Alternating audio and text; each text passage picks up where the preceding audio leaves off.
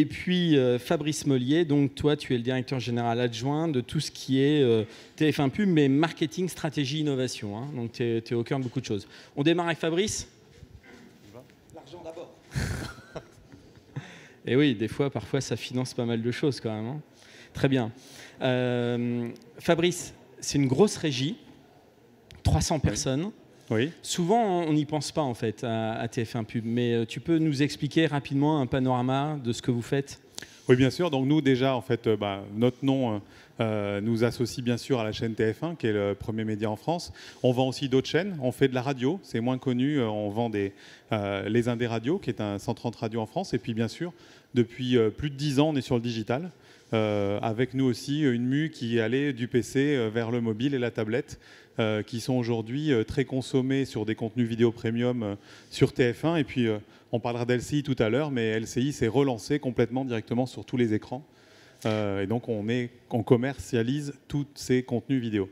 Alors, il y a eu une époque où c'était le drive to web. Bon, ça existe encore, mais c'est sur la phase du déclin, on va dire. Et il y a le drive to app. Donc ouais, ça, c'est le sujet cœur de chez vous. Hein. Est-ce que tu peux expliquer en fait ce que vous développez autour de ça pour vos clients? Là, du coup, c'est une démarche plutôt centrée télé. Enfin, merci Stéphane de rappeler qu'effectivement, Bertrand Schmitt rappelait tout à l'heure que c'est très cher pour les apps de se faire connaître et d'avoir des downloads. Il citait plein de canaux, l'App Store Optimization, l'achat de trafic, etc. Mais il y a un canal qu'il n'a pas cité, c'est les médias.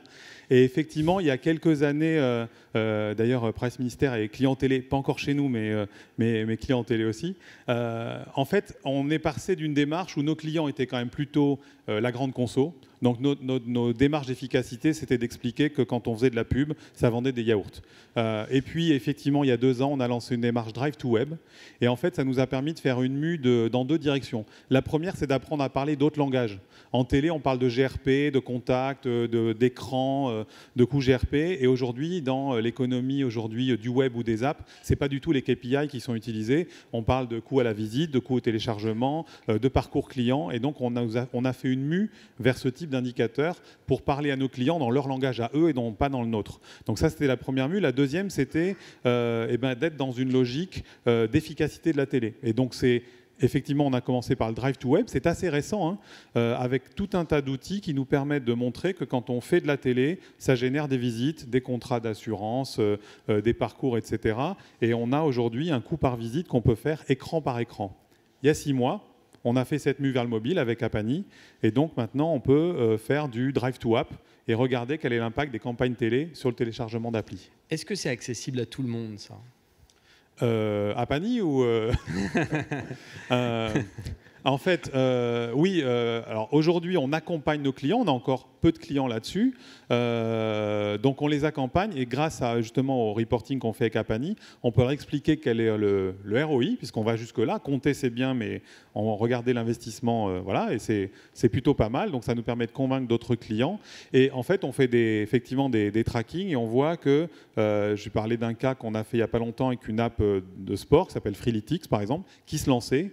Elle avait en fait un indice 100 avant la campagne. Elle est passée à 560 pendant la campagne, donc téléchargement x6. Mais après la campagne, le mois d'après, elle était à l'indice 147, c'est-à-dire que c'est le fameux effet de construction de marque où le téléchargement a continué alors qu'il ne faisait plus de télé. Si la question c'est est-ce que c'est cher de faire de la télé, c'est ça, c'est ça.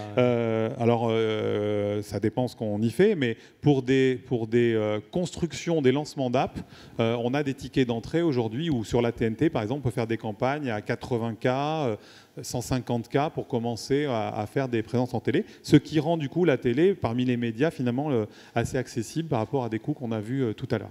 Donc une start-up, certains investissent plus. Hein. Une start-up qui lève pas mal d'argent peut se payer ça, on va dire. Absolument. Hein, très bien. Tu me disais, en termes d'innovation, aujourd'hui, vous vous êtes bien placé sur l'IPTV. Alors, je pense que c'est pas très connu, ça.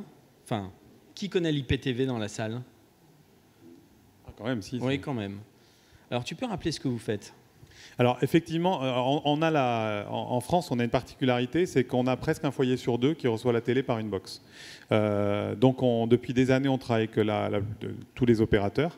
il y en a un juste devant qui parlera juste après, on fait pas mal de choses ensemble avec Orange, pour en fait travailler tout ce que ces box, tout ce que cette télé connectée peut amener à notre business. Il y a un premier mouvement, c'est que ça rend la télé en fait interactive. C'est-à-dire que via cette box, on peut apprendre des choses et puis on peut agir aussi.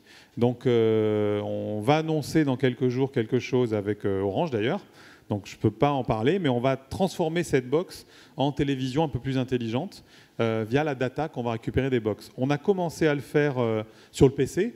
Aujourd'hui, c'est vrai qu'on en parle peu, mais pour la télé, le mobile, et le PC avant, mais le mobile aujourd'hui, c'est génial. Ça rajoute plein de télé. Aujourd'hui, quand on regarde le nombre de smartphones, et puis quand on a la 4G, parce qu'il faut les deux, il faut le device, mais il faut aussi un bon réseau. Quand on a la tablette avec le Wi-Fi à la maison, eh ben on a rajouté à peu près 100 millions de postes de télé aux 50 millions qu'il y avait déjà avant. Donc c'est à peu près une douzaine de minutes par Français par jour qui consomment la télé, soit en live, soit avec de la catch-up. Donc pour nous, c'est une formidable opportunité de développement. Et donc sur l'IPTV, on va bientôt, en fait, je vais un peu dire la moitié, on va aller à mi-chemin de ce qu'on fait déjà sur le PC, c'est-à-dire donner des pubs différentes en fonction de qui on est. Un ciblage beaucoup plus précis. Voilà. Oui. Donc si on veut faire du e-commerce, je ne sais pas comment ça va s'appeler d'ailleurs. Nous on dit T-commerce du coup. T-commerce, ok. Et vous allez anticiper ce qui va se passer dans les années à venir, tu penses, avec l'arrivée peut-être des plateformes telles Apple TV ou Google TV? Alors, évidemment, ce qui nous titille tous, c'est de se dire il y a cet outil formidable qu'est la télé qui propose des contenus premium, qui fédère tout le monde, mais où les capacités de ciblage ne permettent pas encore de séparer les flux. La réglementation, d'ailleurs, l'interdit. On ne peut pas aujourd'hui avoir un TF1 par personne. On a commencé à faire sur le PC et sur le mobile quelque chose qu'on appelle l'ad switching, c'est-à-dire que si vous regardez demain soir Koh-Lanta sur TF1, et ben, si vous le regardez sur PC, dès qu'il y aura un écran de pub, vous n'aurez pas les mêmes pubs que sur la télé. Vous aurez des pubs spécifiques, vendues d'ailleurs en programmatique, ciblées, etc., qui nous permet du coup de générer un revenu sur une audience qui n'est pas encore comptabilisée par médiamétrie. On le fait aussi sur mobile. C'est plus compliqué parce qu'il faut que la durée de l'écran soit exactement la même. Donc il y a plusieurs technologies, mais ça préfigure déjà une sorte de télé 3.0 qu'on aura demain. Oui, parce qu'il y a besoin en fait d'avoir plus d'interaction peut-être avec le mobile ou les tablettes, qui est pas encore trop le cas. Pourtant, vous avez fait des expériences récentes avec Shazam. Ça a été un succès. Oui, c'est vrai. Oui, c'est vrai. Là aussi, c'est une façon de rendre la télé interactive. Donc, ce qu'on a fait avec Shazam, on était les premiers en Europe à faire. Aujourd'hui, ça s'est plus développé. C'était en fait, quand vous regardez un contenu à la télé, votre télé, en fait, beaucoup de gens, il y a 22 millions, je crois, de Français qui ont Shazam pour d'autres raisons que celles que je vais expliquer. Et ben en fait, Shazam va écouter le flux que vous êtes en train de regarder à la télé et va vous pousser du coup un bon d'achat, un contenu supplémentaire, une offre pour aller faire une visite en concession, etc., etc. La télé de demain, ça sera la télé qui, en fait, grâce au mobile, qui sera reliée d'une manière ou d'une autre à la télé, par du watermarking, par une liaison quelconque, pourquoi pas par la box aussi d'ailleurs demain, puisque les opérateurs de box sont aussi des opérateurs mobiles. La box ou des réseaux plus courts, type Bluetooth, Zigbee. Absolument, absolument. Et le mobile nous permettra de rendre la télévision et d'amener le coupon dans le magasin, par exemple. Alors, il y a un truc qui n'a rien à voir avec le mobile quand on a parlé ensemble, dont tu as parlé, mais je voudrais sensibiliser tout le monde qui est là, parce que sur le mobile, on va dire, c'est naissant. Il n'y a pas de plateforme mobile qui répond à l'e-sport. Et vous avez fait une annonce récente, en fait, où oui. Voilà, tu peux, avec Twitch, c'est intéressant. Oui, absolument. Qui connaît Twitch ? Oui, ça va. C'est plutôt les garçons, je pense, qui lèvent la main. En fait, c'est vrai qu'aujourd'hui, en fait, on souhaite être la régie de tous les clients et de tous les supports. Et on s'est rendu compte qu'en vidéo, on a du mal à toucher très largement, très vite, les millennials. Alors, ils regardent la télé, mais comme il y a beaucoup de gens qui regardent la télé, c'est une cible qui, du coup, est chère en télévision, puisqu'elle est assez diluée.